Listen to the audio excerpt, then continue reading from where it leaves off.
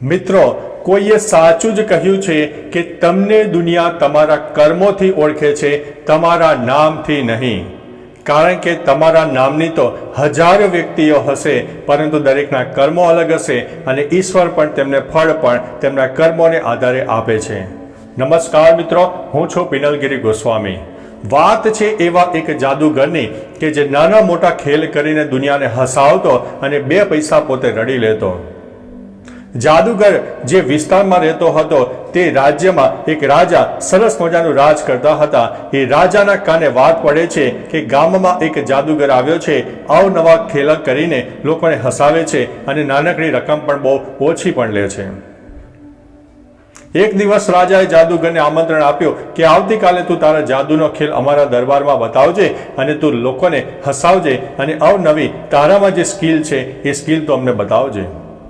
જાદુગર તો ખુશ થઈ જાય છે કે રાજાજીએ આમંત્રણ આપ્યું છે, અહીંયા ગામમાં તો નાના મોટા ખેલ કરે તો થોડા ઘણા પૈસા મળે, પરંતુ રાજાના દરબારમાં એક નવો સરસ મજાનો ખેલ લઈને જઈશ, નવો ખેલ લઈને જઈશ અને જેના કારણે રાજા ખુશ થઈને મને સોનામોહરો અથવા તો ઘણા બધા રૂપિયા આપશે. તેની આ આશાએ તેણે એક નવો જાદુ શીખીને જાય છે. બીજે દિવસે દરબાર ભરાય છે, રાજા પણ હાજર હોય છે. રાજાને એક વસ્તુ ખૂબ જ પ્રિય હોય છે. રોજ સવારે તેમને ગુલાબનું ફૂલ સૂંઘવાની તેમને ટેવ હોય છે. ગુલાબનું ફૂલ સૂંઘતા સૂંઘતા પેલા જાદુગરને કહે છે કે આવ ભાઈ આવ, તારો હવે જાદુ બતાવો. જાદુગરે વિચાર્યું કે રાજાને ખુશ કરવા માટે રાજા પાસેથી જ કંઈક આપણે જાદુ કરીએ. રાજા પાસે જે ગુલાબનું ફૂલ હતું તે જાદુગરે પોતાના જે કરામત હતી તેના દ્વારા ગુલાબનું ફૂલ ગાયબ કરી દીધું. ગુલાબનું ફૂલ ગાયબ થતાં જ રાજા એકદમથી ગુસ્સે થઈ જાય છે અને રાજાને લાગ્યો કે મારું અપમાન થાય છે. અને રાજામાં જે દરબારીઓ હોય છે તે પણ રાજા ઉપર હસવા લાગે છે. રાજાનું ભયંકર અપમાન થવાને કારણે રાજા ગુસ્સે થઈ જાય છે અને તાત્કાલિક અસરથી કહી શકાય કે રાજા તે જાદુગરને કહે છે કે આને 7 દિવસ માટે કોટડીમાં બંધ કરી દો અને 7 દિવસ પછી તેને મોતની સજા આપવામાં આવશે. લઈ જાઓ તેને અહીંયાથી. રાજા અપમાનિત થઈ જાય છે અને આ રીતે તેને સજા ફટકારવામાં આવે છે. જાદુગરને કાળ કોટડીમાં બંધ કરી દેવામાં આવે છે. બીજે દિવસે જાદુગરની પત્ની એ જાદુગરને કાળ કોટડીમાં મળવા માટે આવે છે અને કહે છે કે તમે આ શું કર્યું? રાજાનું ગુલાબનું ફૂલ ગાયબ કરવાની ક્યાં જરૂર હતી? તેમનું કેટલું અપમાન થયું જેના લીધે તમારે અત્યારે મોત તરફ જઈ રહ્યું છે. જાદુગર કહે છે કે તું ચિંતા ના કર, હજુ તો 7 દિવસનો સમય છે. એમ કરીને તે હસવા લાગે છે. તેની પત્ની કહે છે કે તમે ગાંડા થઈ ગયા લાગો છો. 7 દિવસ પછી તમારું મોત છે, તમારી પાસે કોઈ ઉપાય નથી, તો તમે કેવી રીતે હસી શકો છો?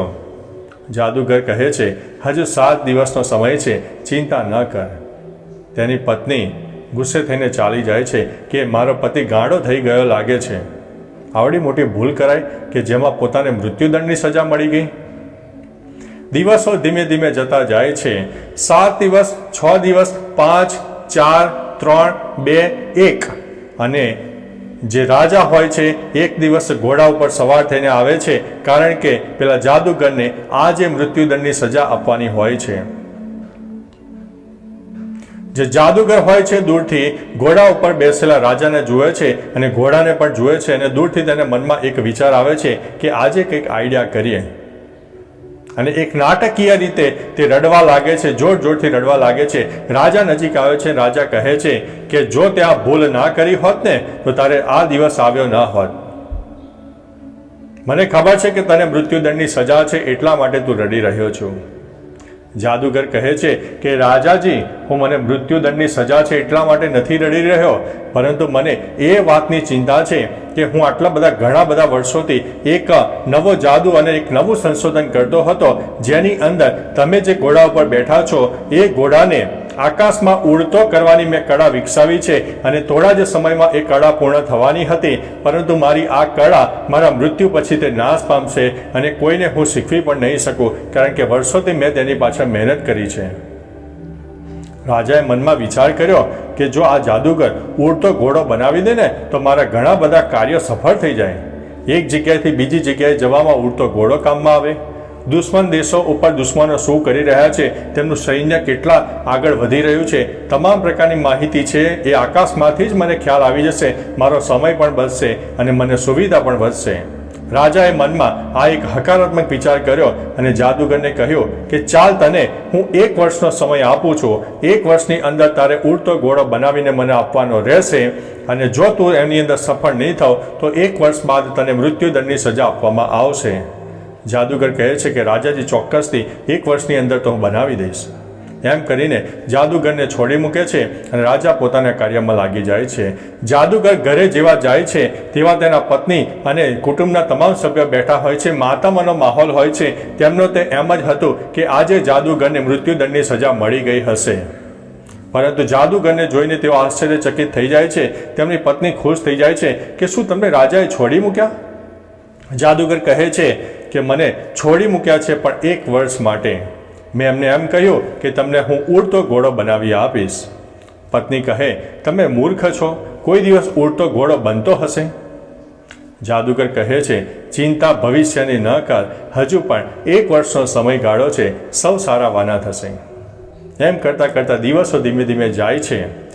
3 મહિનાનો સમય પૂર્ણ થાય છે અને 3 મહિનાની અંદર ઘોડો જે રાજાનો હોય છે તે બીમાર પડીને મૃત્યુ પામે છે અને બીજા 1-2 મહિના પછી રાજાને પણ કહી શકાય કે આકસ્મિક રીતે તેમને હાર્ટ એટેક આવે છે અને તેમનું પણ મૃત્યુ થાય છે.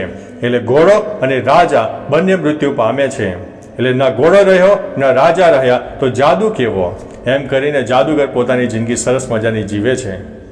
એટલે મિત્રો કહેવાય છે ને કે જિંદગીમાં ભવિષ્યની ચિંતાની જે કહેવાય ને કે તેની જે ચિંતા તમે કરો છો એના કરતાં આજની જે આપણને ભગવાને આજ આપી છે તેને સફળતાથી જીવો, આનંદથી જીવો.